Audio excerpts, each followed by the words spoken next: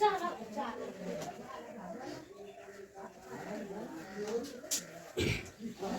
नमस्कार। आप सबों को हमारे YouTube चैनल कौटिल्य विद्या निकेतन में हार्दिक स्वागत है, अभिनंदन है।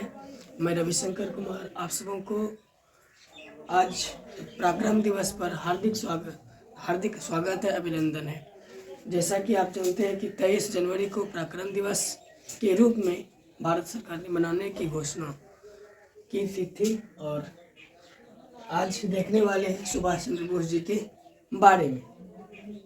देखिए, सुभाष चंद्र बोस जी का जो जन्म हुआ था 23 जनवरी 1897 ईस्वी को कटक उड़ीसा में हुआ था और कटक में ही राष्ट्रीय चावल अनुसंधान संस्थान भी है। ठीक है, इसी राज्य का 15वें भारत के 15वें राष्ट्रपति महामहिम श्रीमती द्रौपदी मुर्मू जी का भी घर है। अगर उपराष्ट्रपति की बात अगर किया जाए तो 15वें राष्ट्रपति 14वें उपराष्ट्रपति जो कि जगदीप धनखड़ जो हैं झुनझुन के राजस्थान के रहने वाले हैं। ठीक है, सुभाष चंद्र बोस जी का जो जन्म है ये माता पिता जो है माता प्रभावती देवी है और पिता ये जानकी नाथ बोस जिन्हें कि अंग्रेजों ने राय बहादुर की उपाधि दिया है। सुभाष चंद्र बोस 9वें नंबर के हैं और इनके 8 भाई 6 बहन 8 से 14 भाई बहन हैं। सुभाष चंद्र बोस जी को नेताजी सुभाष चंद्र बोस कहा जाता है। सुभाष चंद्र बोस को नेताजी का उपाधि जो है तानाशाह एडोल्फ हिटलर जो कि जर्मनी का है उन्होंने दिया था और नाजी पार्टी का संस्थापक भी एडोल्फ हिटलर ही है। एक और उपाधि है देश नायक। 1938 के जो हरिपुरा अधिवेशन हुआ था उसी दौर में रविंद्रनाथ ठाकुर जी ने सुभाष चंद्र बोस जी को देश नायक की उपाधि दिया था। आज़ाद हिंद फौज 1943 ईस्वी में सिंगापुर में रास बिहारी बोस ने इसकी स्थापना किया था। आज़ाद हिंद फौज का स्थापना रास बिहारी बोस ने किया था, लेकिन इसके सुप्रीम कमांडर जो थे सुप्रीम कमांडर सुभाष चंद्र बोस जी थे। देखिए, आज़ाद हिंद सरकार इसकी आज़ाद हिंद सरकार जो एक अस्थायी सरकार है इसका स्थापना सुभाष चंद्र बोस जी ने किया था।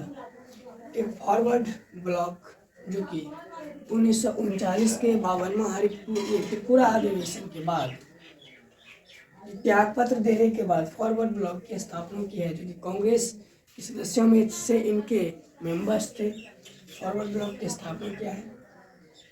दिल्ली चलो का नारा और जय हिंद का नारा भी सुभाष चंद्र बोस के द्वारा दिया गया है।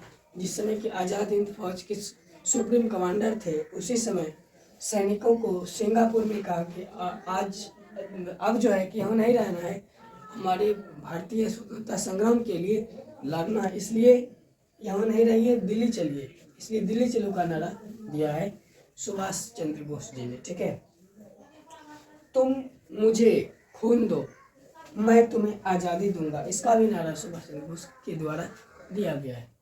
सुभाष चंद्र बोस जी का जो राजनीतिक गुरु है वो है देश बंधु चित्तरंजन दास, इसी को कहते हैं CR दास।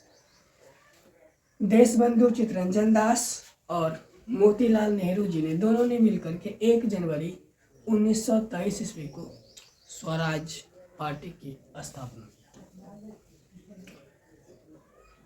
चित्तरंजन दास जी ने स्वराज और फॉरवर्ड समाचार पत्र का संपादक भी थे। स्वराज समाचार पत्र और फॉरवर्ड समाचार पत्र दोनों का संपादन जो है देशबंधु चित्तरंजन दास ने ही किया था। अब देखिए, 1938 के दौर में 51वां हरिपुरा अधिवेशन कांग्रेस का अधिवेशन हो रहा था। उसमें सुभाष चंद्र बोस जी को कांग्रेस का INC का अध्यक्ष चुना गया। इसके बाद सुभाष चंद्र बोस जी ने सोचा कि हम इस बार अध्यक्ष हैं, तो फिर से 1939 में भी हम ही अध्यक्ष बने। और इसका मन में था कि ये कांग्रेस का अध्यक्ष वैसा होना चाहिए कि जो किसी भी समय किसी से भी बोलने चालने में मतलब कि किसी तरीके का अथी ना हो, और वो पूरे तरीके से देश की लड़ाई के लिए लड़ते रहे। तो उसके मन में ये था। लेकिन 1939 का दौर आता है और चुनाव में उतरते हैं सुभाष चंद्र बोस जी। इधर से देखिए, रविंद्रनाथ ठाकुर और कई अच्छे अच्छे लोग सुभाष चंद्र बोस जी को ही कांग्रेस का अध्यक्ष बनाना चाहते थे, लेकिन गांधी जी ने ये नहीं चाहते थे कि सुभाष चंद्र बोस जी इसके अध्यक्ष बने। कारण था कि एक समय था, सरदार वल्लभ भाई पटेल का भाई जो था, है ना, उनका भाई का सेवा जो है सुभाष चंद्र बोस जी ने किया था, और उनके सेवा के कारण ये क्या कहते हैं, सरदार वल्लभ भाई पटेल का भाई ने सारी संपत्ति सुभाष चंद्र बोस जी को दे दिया था। इसी कारण से सुभाष चंद्र बोस जी के विरोध में सरदार वल्लभ भाई पटेल ने इसको केस कर दिया था कोर्ट में कि इसका जब मेरा भाई का संपत्ति है तो इसको क्यों दिया गया। इसी कारण से गांधी जी ने इसके पक्ष में, अध्यक्ष बनने के पक्ष में नहीं थे।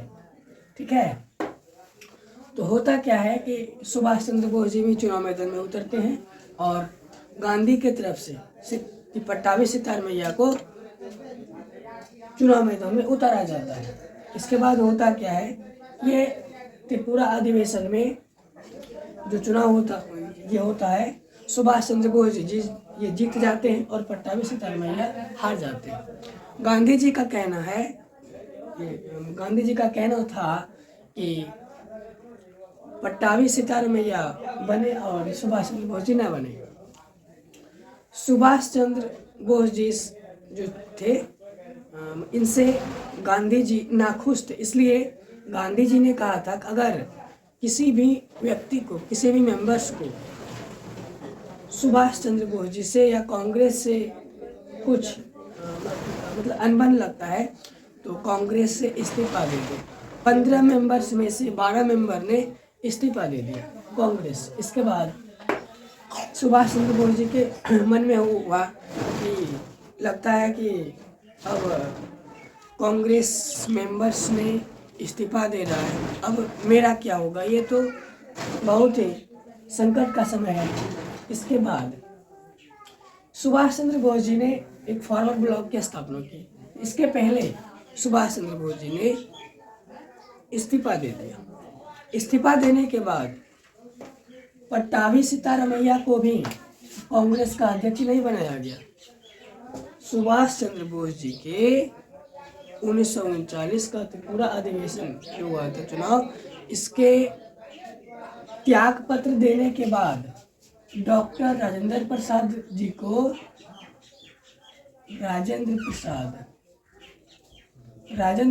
जी को अध्यक्ष बनाया गया। ठीक है, अब ये तो बात अलग हो गई। सुभाष चंद्र बोस जी स्वतंत्रता संग्राम के दौरान अंडमान निकोबार द्वीप की यात्रा की थी। ठीक है, उस समय क्या वहाँ पे जो द्वीप है, उन द्वीपों का नाम, जहाँ गए थे उन द्वीपों का नाम भारत सरकार ने, सेंट्रल गवर्नमेंट ने रॉस द्वीप का नाम हाल ही में क्या है, रॉस द्वीप का नाम नेताजी सुभाष चंद्र बोस द्वीप कर दिया है, नाम बदल दिया है। नील द्वीप का नाम शहीद द्वीप कर दिया है, हेवलॉक द्वीप का नाम स्वराज द्वीप कर दिया है। यही क्वेश्चन जो था बीपीएससी में क्वेश्चन पूछा गया था, 67वां बीपीएससी। ठीक है, ये तीनों ऑप्शंस थे, है ना। पूछा गया था हेवलॉक द्वीप का नया नाम कौन सा है, ये तीनों ही ऑप्शन में थे, चौथा ऑप्शन इनमें से कोई नहीं था। तो रास द्वीप जो हो जाएगा नेताजी सुभाष चंद्र बोस हो जाएगा। नील द्वीप हो जाएगा शहीद द्वीप, हेवलॉक द्वीप हो जाएगा, स्वराज द्वीप हो जाएगा। इतना ही। जय हिंद जय भारत।